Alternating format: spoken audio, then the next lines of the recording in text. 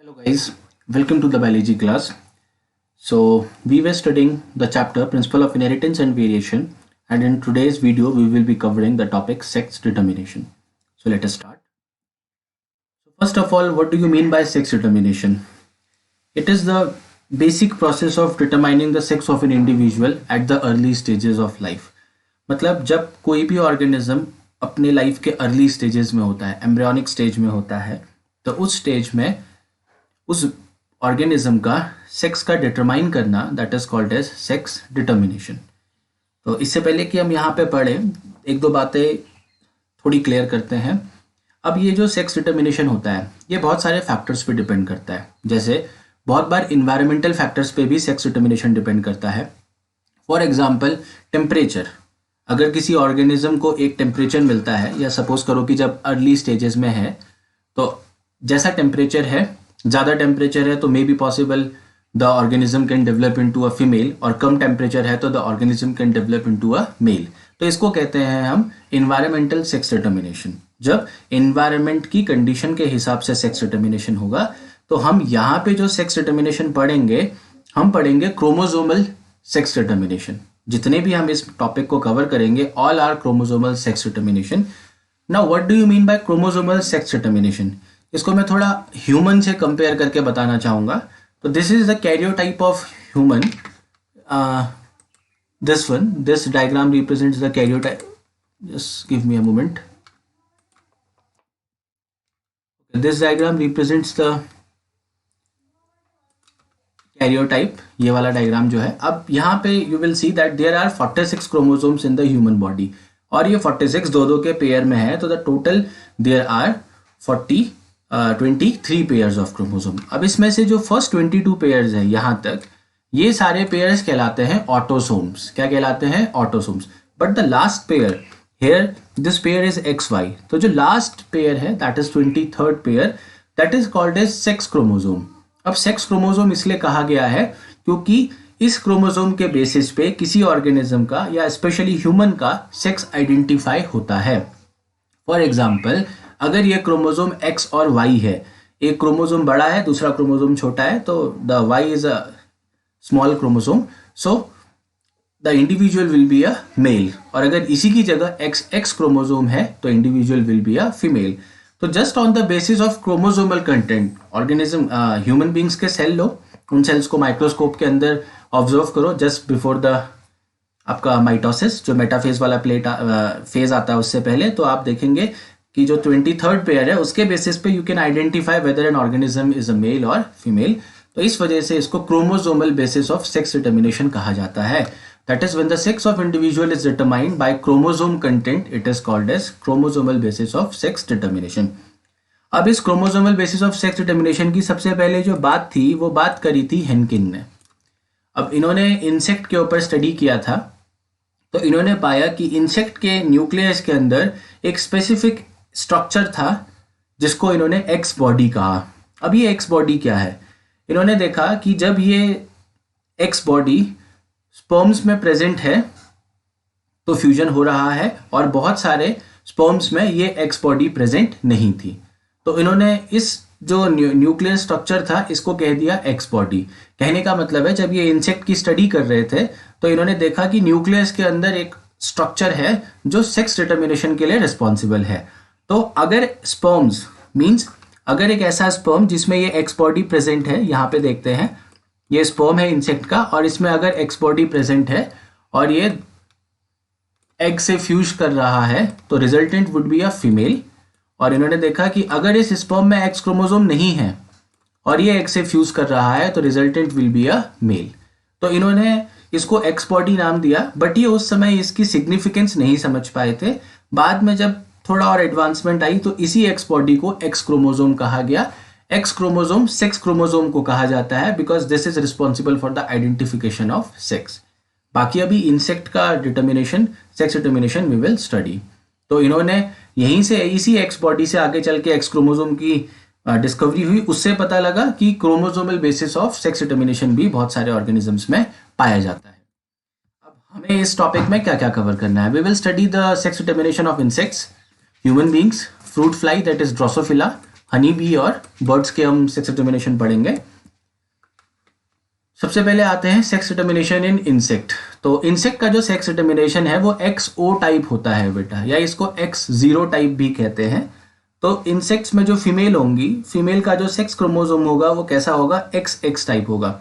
अब आपको थोड़ा यहाँ समझा दें, जो भी चीज़ यहाँ ए से मेंशन की है ये ऑटोसोम्स होते हैं, मतलब सेक्स क्रोमोसोम को छोड़ के बचे हुए जो क्रोमोसोम है उनको ऑटोसोम्स कहा।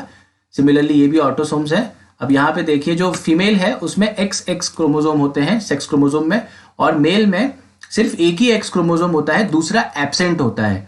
तो ये नलीफाइड क्रोमोसोम को डिनोट करने के लिए O लगाते हैं, या इसको 0 भी बोल सकते हो। Okay, O represents that one of the X chromosome is absent there. So the male sex chromosome consist of only one X chromosome, तो इसको XO कहा। अब यहाँ पे इसको समझते हैं डायग्राम को, ये XO के हिसाब से समझिए। अब जब मियोसिस होगा तो 50% स्पर्म्स में X क्रोमोसोम जाएगा और 50% स्पर्म्स में कोई क्रोमोसोम नहीं जाएगा। देखो ये ऑटोसोम्स, तो ऑटोसोम्स भी जाएंगे वन जनरेशन टू अनदर, मतलब गैमेट फॉर्मेशन के टाइम पे, तो ऑटोसोम्स भी हाफ हो जाते हैं। तो half the autosomes will go in this sperm and half the autosomes will go in this sperm. Okay, now female में क्या चॉइस है, फीमेल में हर फीमेल में क्या होगा बेटा, X क्रोमोसोम होगा ही होगा along with the autosome in the ovum. Okay, अब पॉसिबिलिटीज देखते हैं। Now when this will fuse with this, तो XX आएगा, तो resultant would be a female. Again अगर ये वाला स्पर्म इसके साथ फ्यूज करता है तो again the resultant would be a female. अब तीसरा केस देखिए, 50% जो केसेस होंगे, अगर ये वाला स्पर्म इनसे फ्यूज करेगा तो resultant would be a male, क्योंकि उसका जेनेटिक सेक्स क्रोमोसोम का मेकअप क्या होगा, AA + XO। तो 50% इसमें क्या होंगे, फीमेल होंगे, 50% क्या होंगे इसमें, मेल होंगे। और इसका बहुत, ये जो आप डायग्राम पढ़ रहे हैं ये एग्जाम्पल है ग्रास हॉपर का। So I think XO kind of sex determination is understandable. I think ये डाउट क्लियर हो गया है। तो अब मूव ऑन करते हैं अगले सेक्स डिटर्मिनेशन पे, आते हैं ह्यूमन के सेक्स डिटर्मिनेशन पे। तो ये मैंने आपको स्टार्ट में ही बता दिया कि ह्यूमन में 46 क्रोमोसोम है, इसमें से 22 स्टार्टिंग के जो 22 पेयर्स हैं उन्हें ऑटोसोम्स कहा जाता है। और क्योंकि 23rd पेयर सेक्स को डिटरमाइन करता है या इसे सेक्स को आइडेंटिफाई किया जा सकता है, तो इसको सेक्स क्रोमोसोम या फिर ऑलोसोम्स भी कहा जाता है। ओके, अब मेल में जो क्रोमोसोमल कंटेंट होगा वो क्या होगा, 44 तो नॉर्मल हो गए बेटा, और जो बाकी सेक्स क्रोमोसोम क्या होता है इसमें XY, और फीमेल में क्या होता है 44 + XX।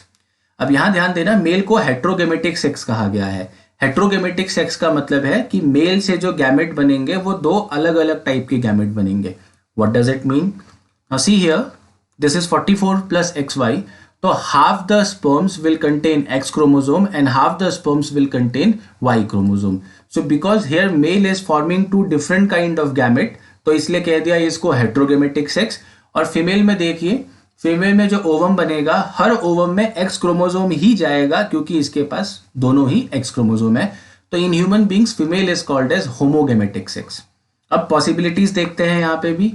अब यू शुड नो दैट हमारी सोसाइटी में एक कॉन्सेप्ट प्रिवेल्ड है कि it is the female which is responsible for not bearing a male child. हमारी सोसाइटी में मेल को एक हायर माना गया है जनरेशन का, which is a absurd concept, but actually it is not the female, it is the male that is responsible for the sex of individual. कैसे, अब फीमेल तो हमेशा X ही क्रोमोसोम प्रोड्यूस कर सकती है, तो यहाँ पे आप देखिए जितनी पॉसिबिलिटी है फीमेल की, सब क्या है बेटा, X क्रोमोसोम की हैं। अब मेल से क्या क्रोमोसोम आता है ये डिटरमाइन करेगा कि उनके जो ऑफस्प्रिंग होंगे उसका सेक्स क्या होगा। फॉर एग्जाम्पल, अगर मेल से X क्रोमोसोम आता है और फीमेल के ओवम से फ्यूज करता है तो the resultant would be always a daughter. और अगर मेल से Y क्रोमोसोम आता है स्पर्म में और ओवम से फ्यूज करता है तो the resultant would always be a son. तो half the progeny will be daughter, half the progeny will be son. Son और डॉटर होने की जो प्रोबेबिलिटी है वो बिल्कुल बराबर होती है बेटा, that is 50%, and it is the male that is responsible for the sex of progeny. Okay, अब आते हैं अगले सेक्स डिटर्मिनेशन में, ये है ड्रोसोफिला का। तो यहाँ पे थोड़ा सा ये पिक्चर कट गई है, ये एक्चुअली मेल को रिप्रेजेंट करने का सिंबल है और ये फीमेल को रिप्रेजेंट करने का सिंबल है। तो ड्रोसोफिला का जो सेक्स डिटर्मिनेशन है सेम ह्यूमंस की तरह है। उसमें भी जो मेल है वो हेट्रोगेमेटिक सेक्स है और फीमेल है वो होमोगेमेटिक सेक्स है। तो आई थिंक कि आप लोग इसके सेक्स डिटर्मिनेशन को वर्कआउट कर सकते हैं। Just like human beings, Drosophila का भी जो सेक्स डिटर्मिनेशन है वो सेम होगा। बस ध्यान रखना, ह्यूमन बींग्स में 46 क्रोमोसोम होते हैं, ड्रोसोफिला में there are 4 pair of chromosomes, बस ये फर्क है, रेस्ट इज सेम। अगेन यहाँ पे भी मेल ही डिटरमाइन करेगा कि प्रोजेनी का सेक्स क्या होगा। अब आते हैं बर्ड्स में। तो बर्ड्स के जो सेक्स डिटर्मिनेशन है इसको ZZ और ZW टाइप कहा गया है। Now why ZZ ZW type, इसके पीछे का लॉजिक ये है, ये सेम ह्यूमन के अपोजिट है। मीन्स ह्यूमन में मेल हेट्रोगेमेटिक है तो यहाँ पे फीमेल हेट्रोगेमेटिक होगी। देखिए these are there sex chromosome, तो इनके सेक्स क्रोमोसोम को Z और W से रिप्रेजेंट करते हैं। तो आपने ह्यूमन और फ्रूट फ्लाई में देखा कि फीमेल के पास एक ही सेक्स क्रोमोसोम था, that is XX type, but यहाँ पे female contain 2 different kind of sex chromosome, one is Z other is W। तो यहाँ पे हम फीमेल को हेट्रोगेमेटिक सेक्स कहेंगे और मेल यहाँ पे क्या होगा, होमोगेमेटिक। तो आप इसकी पॉसिबिलिटीज मेकआउट कर सकते हैं। अब यहाँ पे जो प्रोजेनी का सेक्स होगा वो डिटरमाइन कौन करेगा, फीमेल से कौन सा गैमेट आ रहा है या फीमेल से कौन सा क्रोमोसोम आ रहा है गैमेट में, that will determine the sex of the progeny. Okay, so this is about birds. फिर आते हैं हनी बी। ये सबसे अलग और exciting kind of sex determination है। If you remember in first chapter we studied about parthenocarpy, तो that is the development of individual without fertilization। तो इसका एक एग्जांपल हनी बी भी है। तो इट इज इसका जो सेक्स डिटर्मिनेशन है इसको हेप्लोडिप्लॉइडी भी कहा जाता है। अब हेप्लोडिप्लॉइडी को कहते हैं, इसको समझते हैं, इस डायग्राम से समझते हैं। देखिए फीमेल कंसिस्ट ऑफ 32 क्रोमोसोम्स, तो फीमेल इसमें डिप्लॉइड होती है बेटा, दैट इज 2n। और जो मेल होगा, मेल में जो क्रोमोसोम के नंबर हमेशा क्या होंगे, आधे होंगे, दैट इज इसमें मेल क्या है, हैप्लॉइड है, और फीमेल क्या है, डिप्लॉइड है। अब जब कभी भी फीमेल में मियोसिस होगा तो फीमेल में मियोसिस होने से क्या बनेंगे, गैमेट बनेंगे, और गैमेट में क्रोमोसोम का नंबर हाफ हो जाता है। तो here the number of chromosomes is half.